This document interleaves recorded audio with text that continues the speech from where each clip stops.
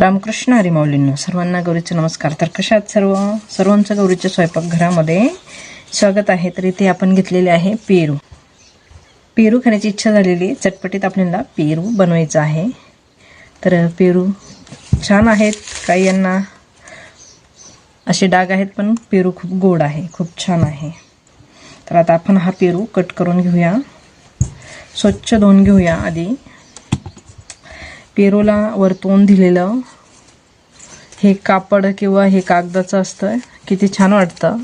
पेरू खराब नाही असं वाटतं, पण आतून बाहेरून पेरू असं असतो, असं वाटत नाही त्याच्यामध्ये आहे म्हटल्यानंतर खराब असेल, पण असे डाग वगैरे असतात, पण आपल्याला वाटतं खूप छान आहे, पण तसं काही नसतं। शक्यतो बघून घेत जायचं, म्हणजे मग पेरू छान निघतात। तर आता आपल्याला इथे पेरू कट करून घ्यायचा आहे।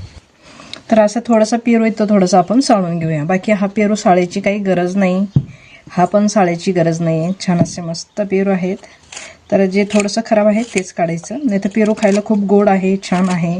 आपण चटपटीत बनवतो म्हटल्यानंतर पेरू छान लागणार आहे। पेरू छान पिकलेला आहे, साळतो पण खूप छान। अशा पद्धतीने थोडंफार साळून घ्यायचा, त्याच्या आतलं बुड काढून घ्यायचं। अशा पद्धतीने हे जे पेरूचं देठ असतो तो काढून घ्यायचा। छान मस्त लालसर पेरू आहे, ही बाजू सुद्धा काढून घ्यायची आपल्याला। असं बटाटे साळायचं जे असतं ना, त्याच्याने अशा पद्धतीने काढून घ्यायची दोन्ही बाजू पण। तर आपण छान मस्त कट करून घेऊया।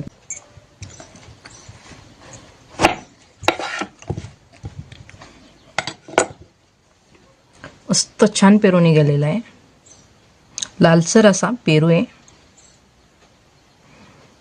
कट करून घेऊया।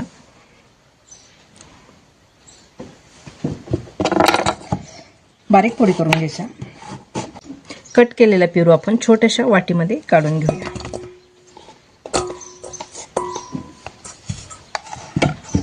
इथं आपला सर्व पेरू चिरून झालेला आहे, छान असं मस्त लालसर असं पेरू दिसतंय, आणि खायला पण खूप छान आणि खूप चविष्ट आहे, खूप गोड पण आहे, एकच नंबर झालेला। आता त्याच्यावरती आपल्याला मसाले घालून घ्यायचे।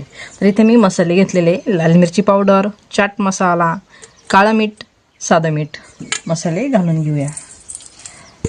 आता हेच झाकण आपल्याला वरतून ठेवून छान मस्त हलवून घ्यायचं आहे। छान मस्त हलवून झाल्यानंतर बघू शकता किती छान असं आपल्याला चटपटीत पेरू तयार आहे। तर अशा पद्धतीने तुम्ही घरच्या घरी चटपटीत पेरू बनवून खाऊ शकता। आता एक मी खाऊन पण बघते,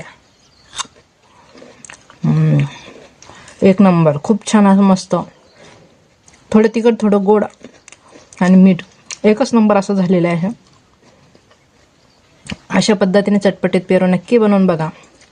चटपटीत पेरूची रेसिपी कशी वाटली कशी नाही तेही मला कमेंट करून सांगा। अशा पद्धतीने चटपटीत पेरू नक्की खाऊन बघा, तुम्हाला सुद्धा खूप आवडेल। रेसिपी जर आवडली असेल तर तुमचे मित्रमैत्रिणींसुद्धा शेअर करा, आणि अशा पद्धतीने चटपटीत पेरू नक्की बनवून बघा, तुम्हालाही खूप आवडेल।